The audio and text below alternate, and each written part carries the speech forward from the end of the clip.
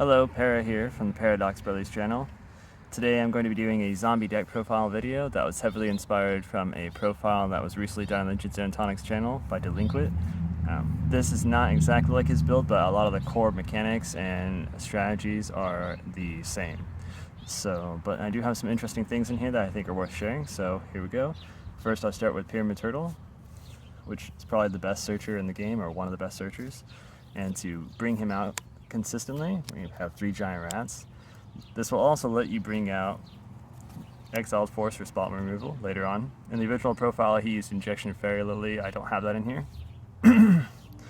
So for the zombies, I play 3 Ryu Kokki, which the original profile did play at 3, but I do play 2 Vampire Lord.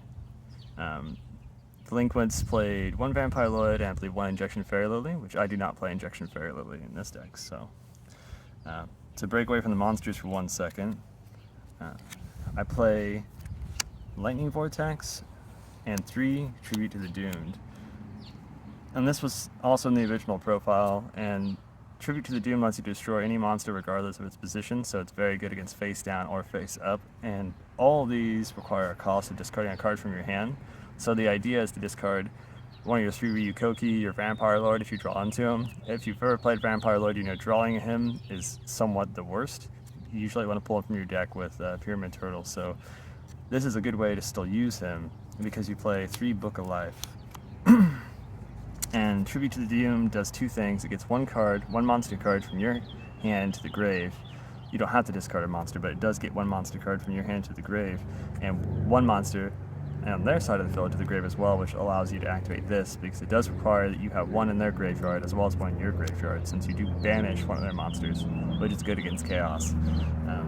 Another card that's good against chaos, 3 Kycoo. Self-explanatory, but allows for a very aggressive deck, and because you have 3 of him, you don't really have to worry about ever protecting him.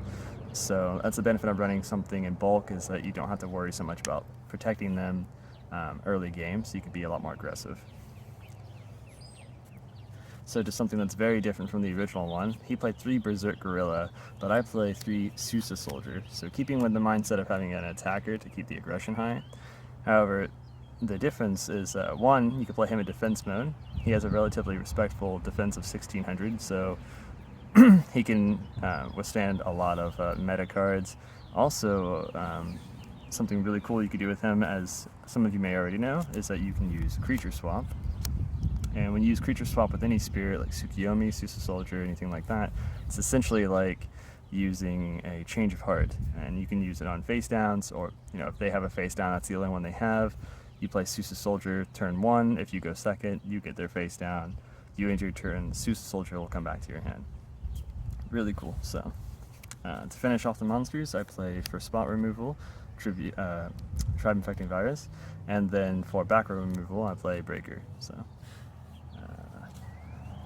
So continuing with the spells, I play the Trinity. This is a pretty standard aggressive deck, so there's really no reason to not play these. For back row removal, Heavy Storm and Mystical Space Typhoon, Nobleman of Crossout, and Snatch Steal. And then the only traps I play in this deck are Royal Decree. 3. He played 3 Royal Decree and also played a Call of the Haunted. Call of the Haunted is definitely good, however it's less active because I play Susa Soldier rather than Berserk Gorilla, and I play 3 Book of Life with a lot of high, tribute monster zombies, so it doesn't really benefit me that much, I think, to use Call of the Haunted in this deck. And the idea is hopefully you're winning most of the time early game, and you won't really need Call of the Haunted later on, and it might be a dead card if you have this out, potentially. So that's the deck profile. Hopefully you liked it. Please like and subscribe, and let us know if there's something in particular you would like for us to do. Alright, have a great day. Thanks for watching.